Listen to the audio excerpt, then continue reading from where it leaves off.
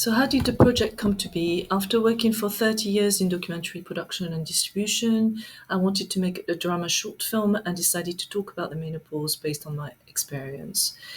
I wanted to give the short film a cinema distribution, so I got in touch with a local GP, Dr. Zoe Shedol, who had significant experience working in this area, and a specialist qualified nutritionist, Tamiji. So the film event was a panel discussion on the menopause after the screening of the short film, followed by the Q&A with the audience. We ran 3 events in Sussex, and the film was selected for the Cine City Brighton Film Festival in 2024. The most valuable part of the event for me, and I think for my co-presenters, was that each and almost every member of the audience, ranging from women in their early 40s to women well into their 70s and 80s, sharing their own stories, personal stories, and asking pertinent and varied questions relating to their own experiences. So as part of my research, I watched the documentary, Channel 4 documentary series presented by Davina McCall, Sex, Myths and the Menopause, in which she mentions that there are only 12 menopause clinics in the UK and none or few in the West Country and the north of England. We also know that there's still little access to GP surgeries or clinics for underrepresented groups, such as global majority communities, people with disabilities, and from underprivileged social and economic groups. With my experience as a cinema distributor, I had a bit of a light bulb moment. I thought that our cinema partners could well fill that gap, and we could replicate what we had done with a short film, but this time with a 60-minute documentary that would feature those underrepresented voices. Cinemas would reach out locally to all those communities and offer an event we would call My Cinema Clinic, the Menopause. As you can see from the map, we can select 150 cinemas among the 300 that we currently work with and access many isolated areas in the North, the Midlands, and the West Country.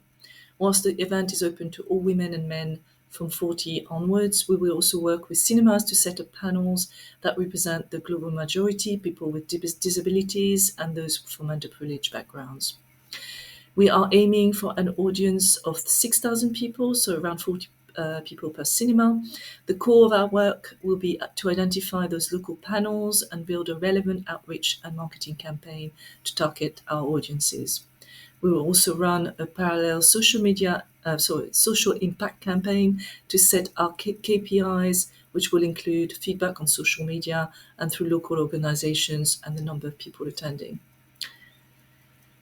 Based on our experience distributing a short film, we know that the conversion rate between local marketing and cinema attendance is about 10%. This means we need to reach around 60,000 people, so we feel a strong target would be to reach at least 100,000. We will work with the PR and marketing agency DNA to achieve this.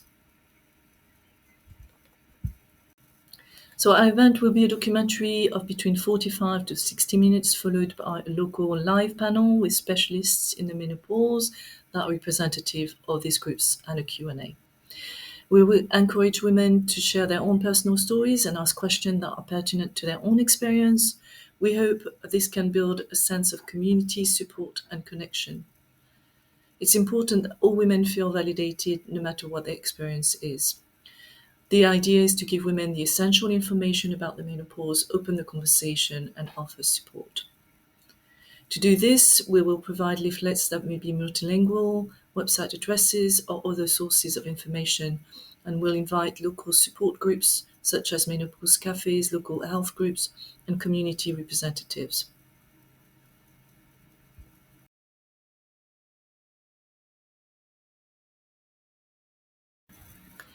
We have a range of partners, including the Met Film School Brighton, to access cameras and facilities, our cinema partners, the menopause specialists that we will find at each location, but also PR agencies, local government menopause charities, community ambassadors, such as people organizing local menopause cafes, workshops, and health groups.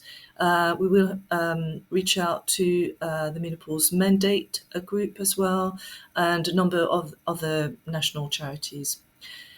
Finally, it's essential that we highlight the fact that we will not have any commercial connections to brands or menopause products, supplements, so that we are free from any influence and that we can present the best ways for women to thrive through their menopause without significant cost. If you have any questions, please contact me at this email address.